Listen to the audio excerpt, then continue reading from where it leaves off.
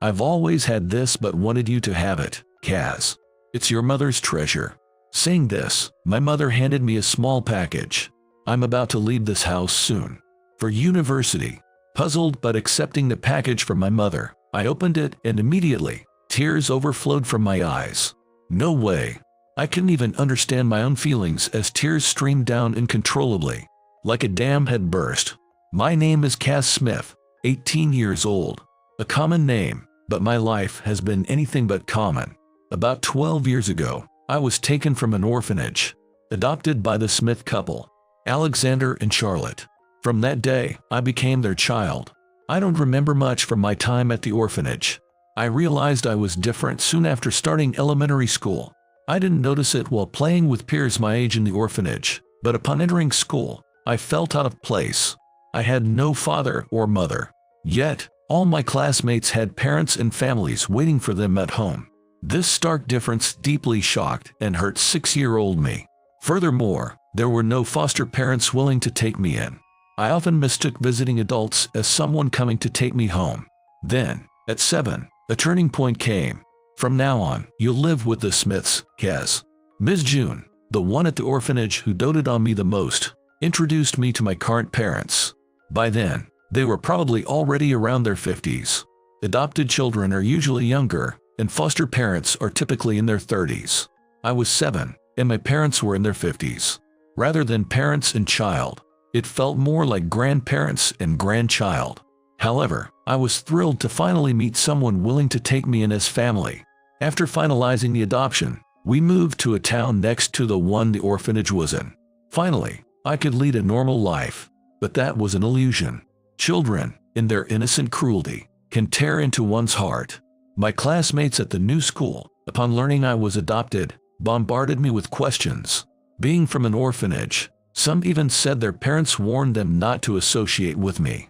My existence was that rare, it seemed. In the end, unable to fit in at the new elementary school, I decided to take entrance exams for middle school. When I discussed it with my mother, she asked if something unpleasant happened at school. Kaz, you've been sulking lately, haven't you? If there's something troubling you, you can tell me anything. To her kind inquiry, I responded harshly. None of your business. After all, I never asked to be taken in. If being talked about so much is the price, I was better off at the orphanage. Realizing what I had said, I turned to see my mother's face, smiling, yet her eyebrows were furrowed in concern. I hadn't intended to say such things to her.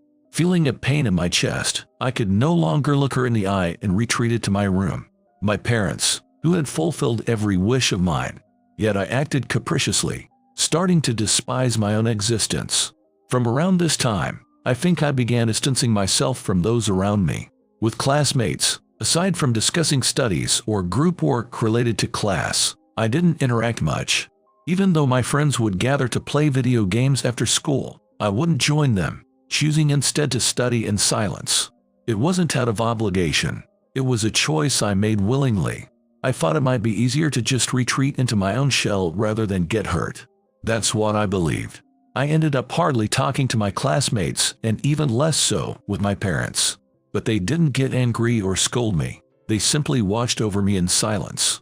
Thus, I passed the middle school entrance exams without saying anything to my elementary school classmates. My father runs his own company, making him what you'd call a CEO. My mother is a handmade artist, selling her creations online and also thriving as an instructor. Therefore, our family was quite well off. The middle school I went to seemed to have a social hierarchy based on family wealth, with the so-called preppy students always at the top. Being from a moderately well-off family, I guess I was somewhere in the middle. I spent my time wanting as little to do with others as possible, but here too, I found myself suffering because of my status as an adopted child. In today's era, whether someone is adopted or a biological child might matter less to most people. But back then, especially in our area, family lineage mattered a lot, and rumors that I wasn't a biological child of the Smiths led to harassment. For me, who had somewhat resigned myself to various fates, it didn't cause much damage, but my parents were furious. They had protested to the school several times, but I, who had been avoiding them at the time, wouldn't have known. I chose to stay on for high school through internal advancement. There too, I was an outsider, not joining any clubs or participating in cultural festivals or sports days. I thought that if I could graduate from a good university and enter a good company, then no one could look down on me anymore. So, I dedicated myself to my studies. Or perhaps, I had become unable to trust anyone anymore. Having spent 7 years in a unique situation as an individual from a young age and then being adopted, I faced considerable hardships. Unable to fit in well with my parents, the community, or school friends, I isolated myself and stopped talking, withdrawing into my shell. Before I knew it, it was time for my high school graduation. I had been accepted into the pharmaceutical department of a university located somewhere in New York. My birthday is in April, so I was about to turn 19. Yes, about 12 years had passed since I was taken in by my parents. I just wanted to get out of this area. Now that I was 18, considered an adult, I was still immature in many ways, but I was old enough to handle most things on my own. Because the university was located in New York, commuting from home was practically impossible. Thus, I decided to rent a small apartment and live alone. Today, as moving day approached, I was packing my things. Most of my belongings were textbooks and books for reading since I had spent most of my school years studying. I had turned down a game console even when my parents offered to buy one for me. From now on, I wanted to live life in my own way, and to lead a perfect life, undisturbed by anyone else. With that resolution, I faced moving day. I had planned to kill time lounging around in my room until the moving company arrived, but then I heard my mother calling from downstairs.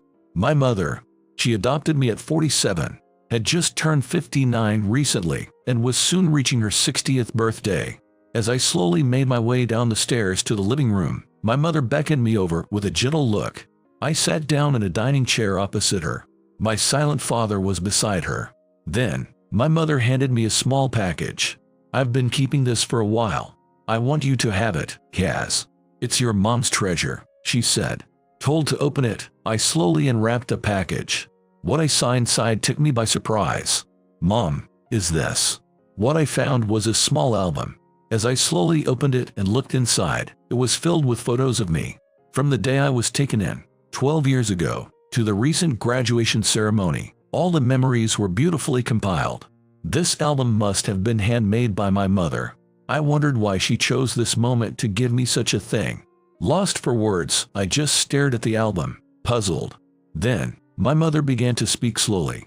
"Even if you hated us, resented us, or despised us, that's okay.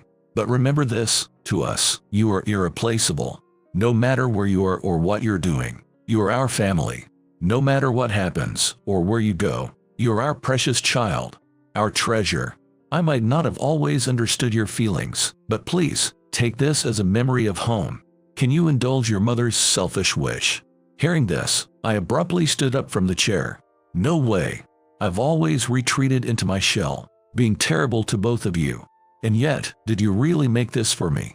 I couldn't quite grasp my emotions, but tears started flowing uncontrollably. It felt like a dam had burst. I never once hated my parents. The kind parents who took me in when I had nowhere else to go. Reflecting on their constant smiles, even when I was defiant, made me realize how foolish I had been. Seeing me cry, my mother also slowly stood up. And then, with her small body, she gently enveloped me. I also wrapped my arms around her slowly. Perhaps this was something I had always wanted to do. A mix of nostalgia and sadness made me cry even more. As the movers were taking out the boxes, my father, looking into the distance, said, "Kaz, work hard out there.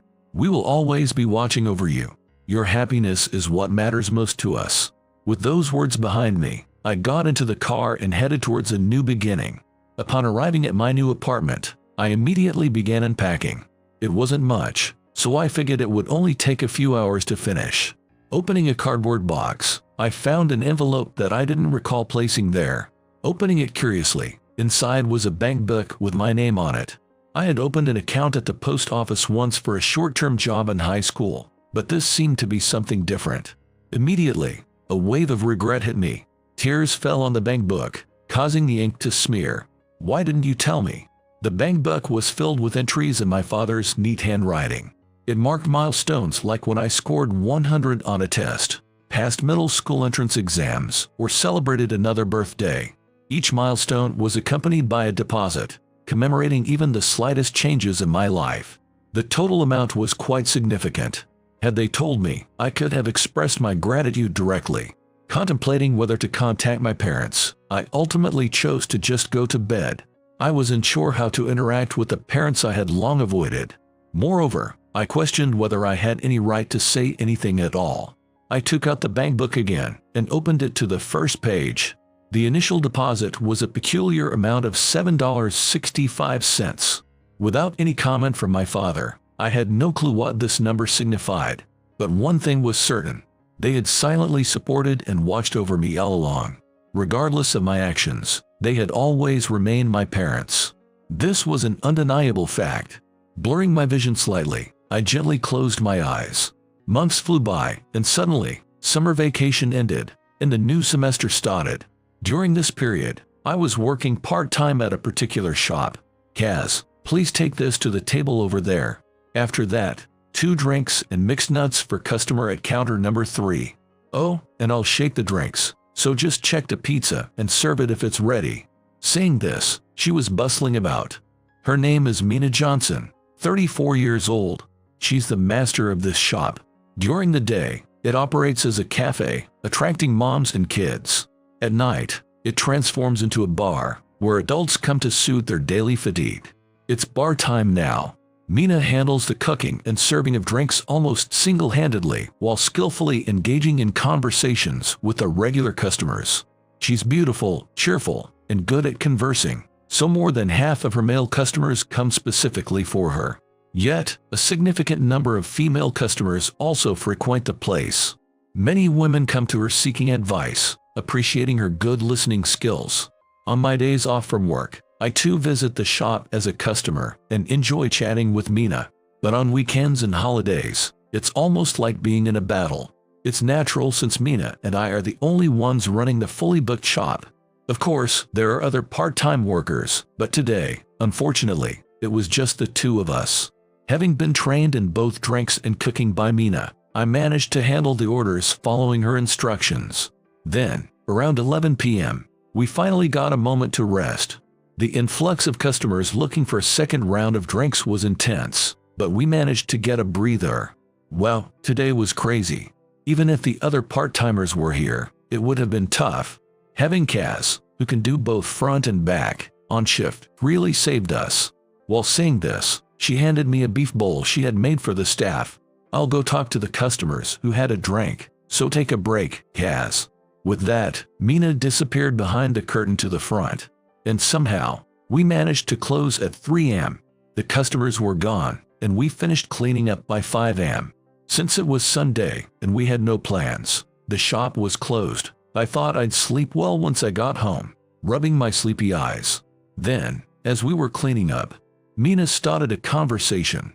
Hey, Kaz, you are going back to your hometown for the New Year's, aren't you? I don't really have plans to go back, but if we're open, I'll work. At that moment, Mina stopped in her tracks.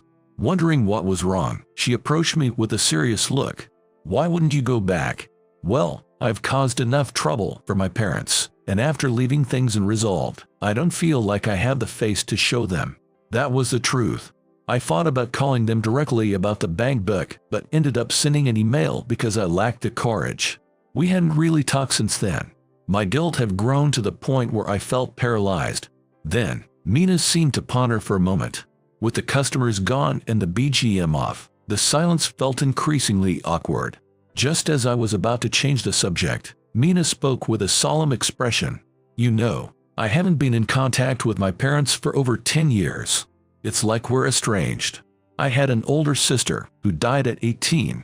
We had a big fallout over that, and since I was attending schools far away, I haven't gone back or contacted them since graduating college. Pausing, Mina's expression was darker than usual. She was always the most cheerful and supportive, but this was the first time she spoke so much about herself. As I stayed silent, Mina continued. Sometimes, I get "Are you okay?" emails from my mom, but I can't bring myself to reply now. I've come to regret it, realizing I never told them about getting married or celebrated my dad's 60th birthday. So, take care of your parents, okay? Unlike me, who's let this drag on for over 10 years, you still have a chance to make things right.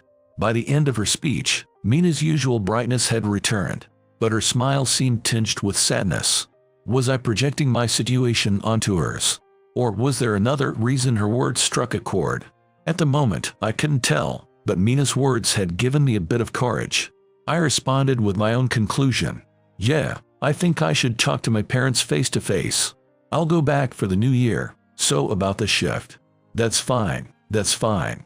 Here I am preaching to you, and yet I haven't resolved my own issues. I've decided to go back this new year too. With that, our conversation ended, and we quietly went about hanging a closed sign before each heading home. Then, in late December, I had reserved an express train ticket to go home, but surprisingly, I ran into Mina at the platform. It turned out that Mina and I hailed from the same place. She hadn't brought a resume to the interview because she said it wasn't needed, so I hadn't known. So, after arriving at the nearest station to our homes, we walked side by side towards our respective homes. However, no matter how much we walked, I didn't part ways with Mina. It was as if we were headed to the same place. This premonition proved correct when I stopped, and Mina did too. We were looking at the same thing. You don't mean this is your home, Kaz? Yes, this is my home. No way. Does that mean my parents moved here while I was away? Oh, I should have contacted them beforehand. Planning a surprise like this isn't like me. As we were talking, my mother, noticing our voices, came out, and she looked at us in turn, her eyes widening. Kaz, and you are? Mina. Mom, is that you? At that moment, the air became tense. Mina turned to face us sharply. Kaz, your last name is Smith, right? Yes, that's right. I never suspected because Smith is such a common surname. Listen, my maiden name is Smith. My mother's name is Charlotte, and my father's name is Alexander. You don't mean to say they're the same, do you? Not knowing the correct answer, I was silent, looking at her intently. Then, my mother let out a small sigh and said, Anyway, come inside. It's cold out here, isn't it? We were just making roasted turkey for the end of the year, so can you help us? With that, Mina and I exchanged glances but decided to enter the house. Though completely puzzled by the situation, my mother seemed to understand what was happening and looked rather serious. Once inside, my father, who was preparing turkey, turned his gaze slowly towards us. The moment he saw Mina, his hand stopped. Again, a profound silence dominated. How long had passed? Mina and I sat next to each other, with my parents sitting across the dining table. In this room, only the ticking of the clock sounded loudly. Breaking the silence first was Mina. Hey, what's going on? You say this is your home, Kaz, but what does that mean? Did you have a child without me knowing? Mina seemed to be quite upset, unusually for her calm self. Considering the age, when I was born, my mother was already in her 40s. While it's not impossible to get pregnant at that age. Then, my mother took several deep breaths and slowly started speaking. Mina, please calm down and listen. Kaz is indeed our son, but not by birth. He's adopted. That makes him your stepbrother, and also your nephew. As soon as my mother said this, Mina stood up from her chair. Her long hair was down today, unlike its usual updo, so I couldn't see her face from the side. However, it was clear she was trying hard not to show her intense emotions. Then, shaking slightly, Mina said, I need to cool my head, and staggered out of the house. I hurried after Mina, and there she was, sitting on a bench in a park near our house. May I sit next to you? As I sat down, Mina looked at me with an indescribable smile. Considering it's the end of the year, all the students were on winter break. In the park, children from toddlers to upper elementary schoolers were all gathered, playing and laughing together. At least it wasn't an uncomfortable silence, I thought. I told you before that my sister died when she was 18, didn't I? In truth, she died from an illness soon after giving birth. She had to make the ultimate choice between her child and her own life. That's when I discovered the secret of my origin. I was born to Mina's sister, Ellie. My mother became pregnant with me at 18 and apparently chose to have me despite being unmarried. It seems she had a falling out with the father and marrying him. Hearing this, my grandparents were furious and tried to find him, but my real mother stopped them. She had a smooth pregnancy and seemed to have given birth to me without issue. However, she passed away within just half a year after giving birth to me. She had been diagnosed with cancer and needed to start treatment immediately to survive. But starting treatment meant giving up the child, me, which she absolutely did not want to do. So she kept her illness a secret from her sister Mina and her parents and gave birth to me. She began treatment quietly afterwards, but by that point, it was too late. The treatment was in vain, and she passed away, with the family only learning about the cancer shortly before her death. And so, my existence ended up causing even more pain for my grandparents. I looked just like my mother. If only I had resembled the man who abandoned his daughter, the worst man, they might have found some closure. My grandparents apparently said such things back then. But instead, I was born looking just like her, leaving my grandparents at a loss about what to do with me, their reminder of their daughter. Even the thought of raising me brought back the image of their daughter, which they couldn't bear. Gradually, their mental health deteriorated, and they decided they couldn't raise me properly in this state, so they placed me in that orphanage. At that time, I was 15 years old. Of course, I was shocked by my sister's death, but that made me feel all the more that the child she left behind needed to be properly taken care of. It must have been hard for my parents, but I found my nephew, who resembled my sister, utterly adorable. You really do look like her, Kaz. But those two didn't consult me at all before leaving you at the orphanage. Right after you were born. They left you there as soon as they filed the birth registration, so I never knew my nephew's name, Mina said, her fists clenched tightly. At 15, though still a child, I was of an age where I could think for myself to a certain extent. Mina strongly opposed the adult's decision to disrupt a child's life for their convenience, which apparently led to a fallout with her parents. In the end, she chose a university far from home, effectively running away to New York, and had been estranged from them up until now. But becoming an adult, getting married, and reaching the age where I might have children myself, I started to feel like I could understand my parents' feelings. So, when I decided to apologize and start over, this happened, and I was shocked. Her mood seemed to have improved slightly as she smiled. That's when a question occurred to me. Piecing together the story, I realized I was Mina's nephew, and she was my aunt. And my parents were actually my biological grandparents. That meant I wasn't really an orphan. So why had my parents left me in the orphanage? Curiosity getting the better of me, I felt compelled to find out the truth. I'll be going then. All right, take care. I got up from the bench, rented a car nearby, and headed to the orphanage. This was where I had spent my early childhood. Even now, children without families were running around the playground, having a good time. Then, a girl spotted me and ran over to ask if I had come to pick her up. I crouched down to meet her gaze and firmly denied it. I couldn't give her false hope. I remembered how I used to harbor faint hopes only to have them crushed, leaving me hurt. The girl's eyes momentarily filled with sadness, but she quickly returned to her friends in the playground. A woman in her late 30s, who had been watching, approached me. "I'm sorry about that. That's Iris. She always asks everyone like that," she said with a crinkled smile. Something about her face seemed familiar, warming my heart. Then I noticed a small mole under her left eye and remembered. "Could you be Ms. June?" The staff member looked at me in surprise, scrutinizing me closely. It might have felt like a minute. She slowly raised her gaze and said, "Could it be Kaz?" "Kaz, the one Mr. and Mrs. Smith took in. You're Kaz, right?" As I nodded slowly, Ms. June's smile blossomed like a flower. "Oh, little Kaz has grown so much. Please, come in. I'm now in charge here." But I glanced briefly at the playground, contemplating. The children looked at me curiously. "Let me play with them first." "Really? Then, please do. Kids, this big brother is going to play with all of you now." At Ms. June's call, the children gathered around me, eager for games. The boys wanted to play tag or hide and seek, while the girls asked to be pushed on the swing or to play house. As I fulfilled each request, before I knew it, more than 2 hours had passed. Despite it being winter, I was drenched in sweat. When was the last time I moved my body this much? Sitting on a couch in the lounge, Ms. June brought over coffee and sweets. Being sensitive to hot drinks, I asked before sipping. I wasn't an orphan, right? Ms. June then looked straight at me and began to speak softly.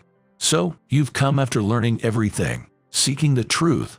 Yes, exactly as you said, Kaz, you were not an orphan. You had a loving family. Actually, your birth mother, Ellie, was a close friend of mine. Ms. June's face wore a nostalgic expression, and she fetched a photo to show me. The photo featured two young girls, one unmistakably Ms. June, and the other remarkably resembling me, my mother Ellie. Your acceptance here was both my wish and Ellie's desire. Ellie always seemed a bit out of place, perhaps a bit absent-minded, and I think I was her only friend. Near the end of high school, she suddenly revealed her pregnancy. She hadn't told her family or sister, only confiding in me about her pregnancy, her illness, and her terminal diagnosis. Our parents ran this orphanage, so she asked if anything happened to her, I should look after her child here. Initially, I thought it was a joke. However, Ellie provided detailed explanations about her condition and even had a will prepared, which puzzled me. To me, Ellie was a dear friend, so I chose to believe her. But I could never have imagined that she would pass away so soon. When you were in the orphanage, Ellie was still alive, struggling with her illness. She managed to visit once, bringing this in case you ever wanted to know the truth. She handed me a maternity book. It contained a close-up black and white photo of a newborn me. After being discharged from the hospital post-birth, it seems my mother moved to another ward without ever going home or seeing my face. This was why I was placed in the orphanage as soon as a birth registration was filed. Mr. Smith said this when entrusting you to us. Once we've sorted our feelings, we will surely come to pick him up, so please wait for us. Our parents loved Ellie as their own daughter, so they wanted to help. Mr. Smith made regular deposits, and with that, we were able to take care of you. This explained why no adoption process ever came through for me. And at the same time, it became clear that my parents had always intended to come for me someday. The day they came to take me was when they were ready, having sorted out their feelings, to raise me as their son. Do you hate your parents, Kaz? No. That's good to hear. I stood up, thanked her for the coffee, and left. When I returned the rental car and got back home, Mina had already returned, and a heavy atmosphere filled the living room again. But undeterred by the atmosphere, I looked straight at my parents and said, Dad, Mom, thank you for raising me to this point. Technically, I might be your grandson, but didn't you say, no matter what, wherever I go, I'm still your precious child, your treasure. To me, you both are irreplaceable. As I said this, my mother's eyes welled up with tears, and my father, silent, looked at me with a warm gaze. Then, slowly turning towards Mina, she straightened up as she noticed my gaze. Mina, thank you for genuinely worrying about me and for confronting my parents on my behalf. But there's no need for you to sacrifice your peace of mind anymore. To me, you are an aunt by blood, a sister by bond, and a kind, dependable master of our workplace. Hearing this, Mina burst into tears. Our parents watched over us from above, enveloping us in kindness, and the heavy air that had been there dissipated. Subsequently, Mina and I returned to New York. Back in New York, I resumed my life as a university student and part-time worker, and Mina as a shop manager. One day, as we went about our usual routine, a regular customer commented, "You two are just like siblings, always together like two peas in a pod." It was a comment we often received, but that day, Mina, pulling me by the shoulder towards her, said with a bright smile, "He's genuinely my prideful little brother." The customer, slightly tipsy, looked at me and declared, "Then let's toast to Kaz becoming a brother." But then, unexpectedly, Mina suddenly mentioned she couldn't drink alcohol. Mina announced she was expecting a baby. Everyone present, customers and staff alike, celebrated joyously. The cafe was enveloped in an even warmer atmosphere than usual. As the year-end approached, we decided to return home together. Upon hearing Mina's pregnancy news, my parents, despite being around their 60s, jumped around joyously like children. A new grandchild will make things even livelier. Yes, Kaz is both a grandson and a cherished son to us, they said, smiling kindly at me. While the three of them were caught up in excitement, my eyes were drawn to a pink booklet on the table. Opening it out of curiosity, I found it filled with photos of Mina. a woman I presume to be my mother, and many others. My mother must have enjoyed making albums, as it was meticulously well kept despite its age. As I flipped through the pages, the photos transitioned to those of a baby boy. It was likely me. Despite losing a daughter, my parents treasured these photos of me which Ms. June had sent.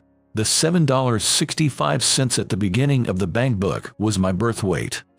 But of course, they knew they're my grandparents as well as my parents. We've been apart for 7 years and barely spoke for 12, but from the moment I was born, I've always been loved by someone. Looking at the last photo in the album, of my mother holding me just after birth, tears streaming down her face, I gently closed the album.